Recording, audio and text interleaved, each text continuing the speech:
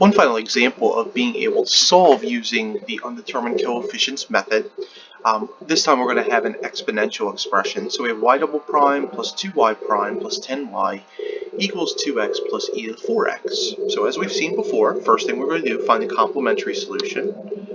We have that yc is going to be defined as m squared plus 2m plus 10 equals 0. This does not factor, so we're going to have to use our quadratic formula. So we're going to say that m is going to be equal to the opposite of 2 plus minus the square root of 2 squared minus 4 times 1 times 10, all divided by 2 times 1. And by simplification, that gives us negative 2 plus or minus the square root of negative 36 all over 2. And so m is going to be equal to negative 1 plus or minus 3i. And so our solution, at least the complementary solution, we call that yc, is going to be equal to a case 3, where a is negative 1 and b is 3. And so we're going to get e to the minus 1x times c1 cos 3x plus c2 sine 3x.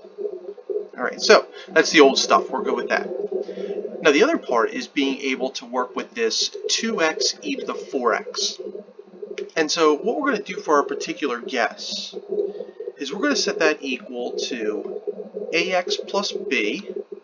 Alright, and the reason we have ax plus b is because even though we don't have a constant, we have to assume that the derivative and the second derivative might yield a constant. Okay, so we might have like a 1/2 x squared or something like that that might eventually turn into a y double prime.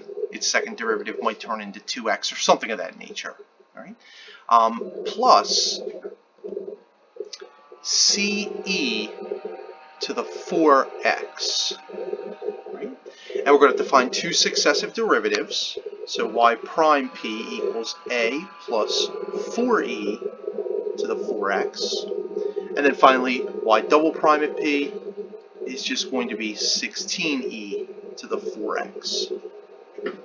And now we can substitute directly back into our y double prime plus 2y prime plus 10 equals our 2x plus e to the 4x.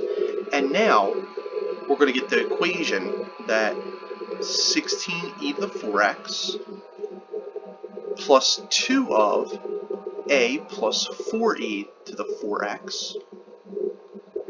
And then finally, plus 10 of the original ax plus b plus ce to the 4x.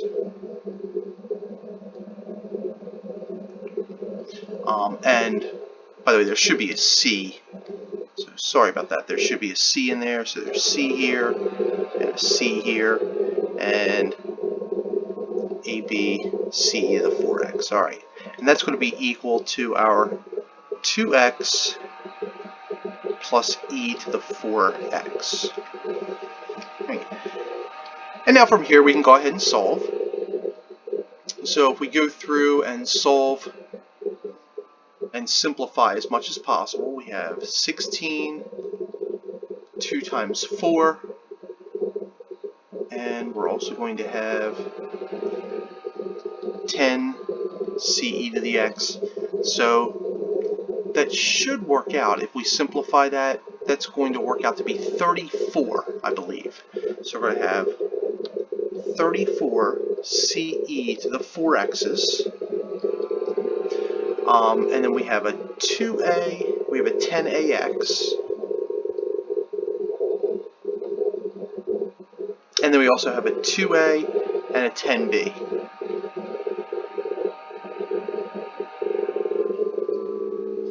And that's going to be equal to our e to the 4x plus 2x, and I'm also going to say plus 0.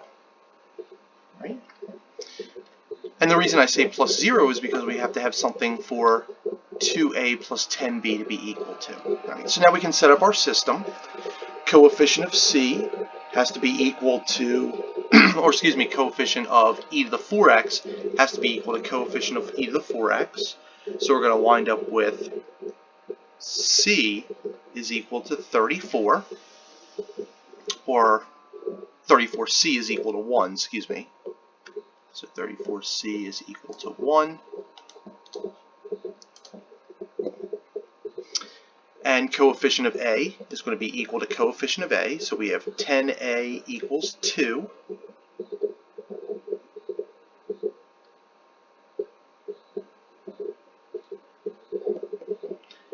And then finally we have 2a plus 10b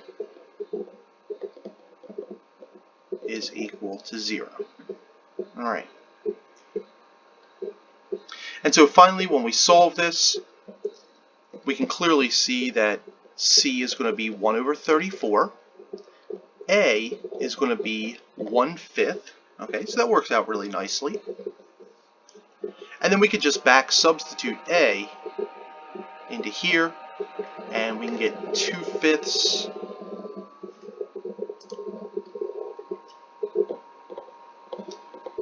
plus 10b is equal to 0.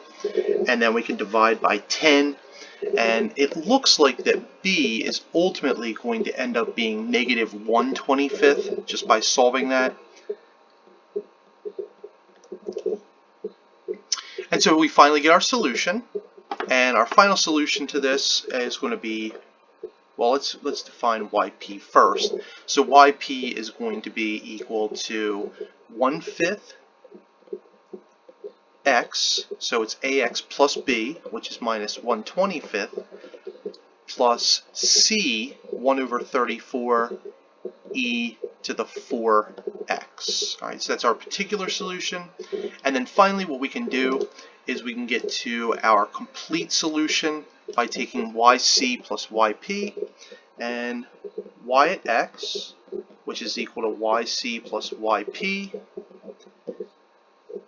is going to be equal to, remember earlier we had c1, or I'm sorry, we had e to the negative x first. So we had c1, or again, same thing, sorry. I really want to distribute that e to the minus x to start with. So we have e to the minus x, and then we're going to have c1 cos 3x plus c2 sine 3x.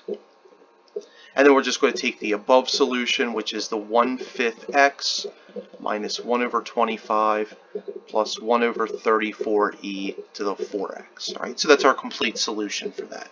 All right. So hopefully that gives you a good understanding as to how to work with another transcendental function, not a sine or a cosine, but an e function.